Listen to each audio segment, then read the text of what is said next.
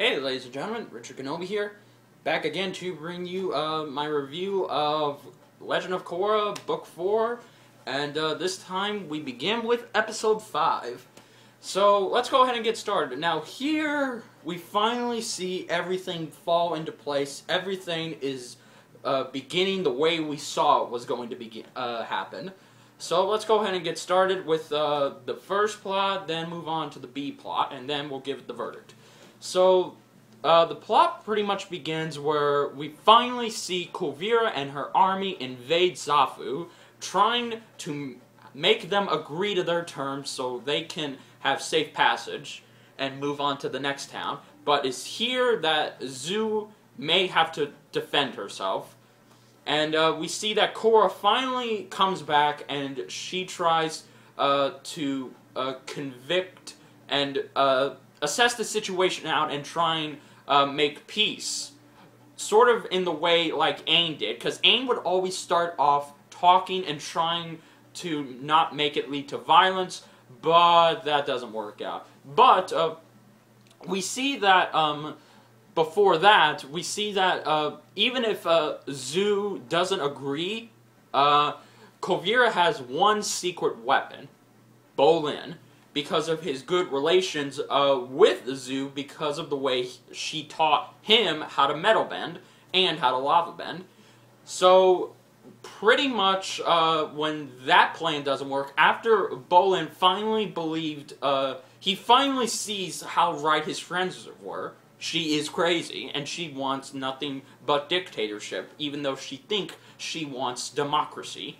So, not only does that happen, but we also see that Varrick actually gets a huge character development. He goes through a character arc change for the first time, because he's testing the spiritual vine with Julie, and they find out after they give it too much Merrick's, it erupts and it nearly kills them. It doesn't kill them, but it nearly almost killed them. And we see that Varrick is trying to save Julie. And when he finally does, we see that, love moment where, maybe there's more to these two, but then, that's brushed off after he tells her to help him pick up the mess.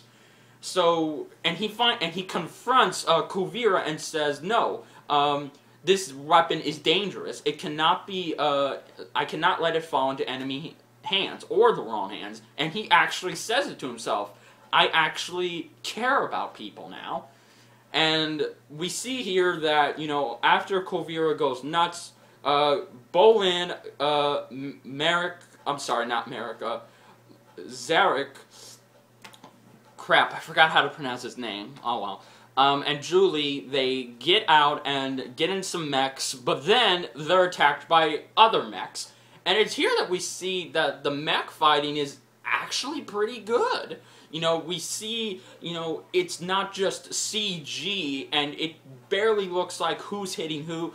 You can actually see pretty good, and the animation is well integrated with the CG, so big props to them. But probably my favorite moment of this episode, and this could have been its own story. This is the B plot. We see that Asami finally visits her father. Now, this plot thread has been hanging and hanging ever since Season 1. And we've never really gotten any connections to that, but now we finally are. And we get to see this, nice, sweet moment with Asami and her father. You really feel bad for her father, and she finally learns to accept his apology and just, try and rehabilitate him to make him be her father again. And that should have been its own episode, but I guess they couldn't make it its own episode. But the one thing that I actually really did not see coming, I'll talk about near the end.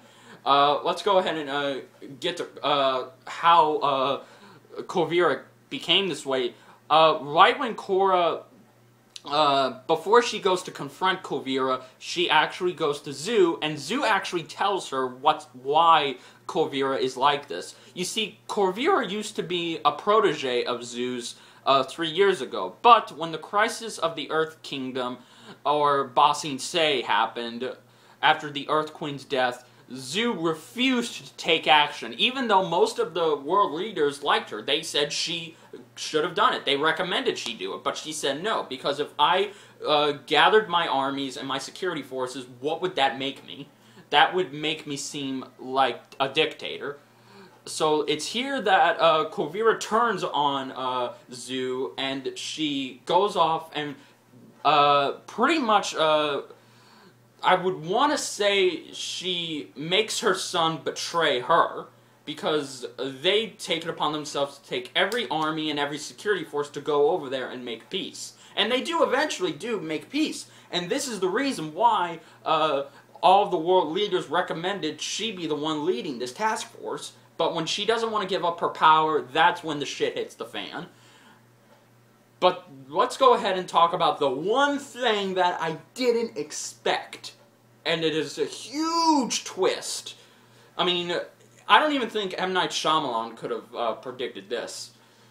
We see that after Bolin, Varric, hey, I got it right, and Julie are captured, Julie actually betrays Bolin and mainly Varric, because she's tired of being abused and humiliated by Varric, and she joins Korvira. And this is a huge plot twist, but honestly, I would say I could have seen this coming 2 seasons ago, because, you know, we all could have saw this coming, but I like that, you know, and it's amazing. Even after he saves her, and even after she saves him, you know, she decides, I'm not going to take his crap anymore.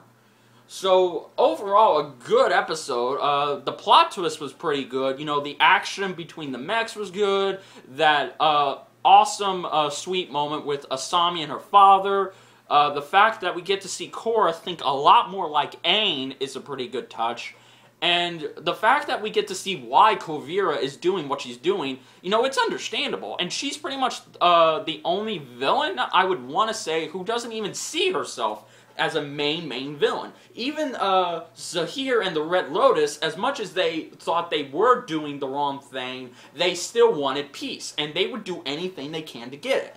But this is different, because Korvira used to be on the side of righteousness, but she just was done seeing Zhu not take action, so she took it upon herself to do what she couldn't do. And I like that, you know, it really gives this villain a reason to do what she's doing and why she's doing it, instead of just saying, oh, she's evil and she's lost her ways. So yeah, guys, overall good episode. Everything was just perfect about this episode. There were a few things that could have been a little fleshed out, but oh well, guys. So yeah, guys, overall, great episode. I enjoyed it a hell of a lot. Overall, I would give this episode an 8.2 out of 10. An 8.2 out of 10.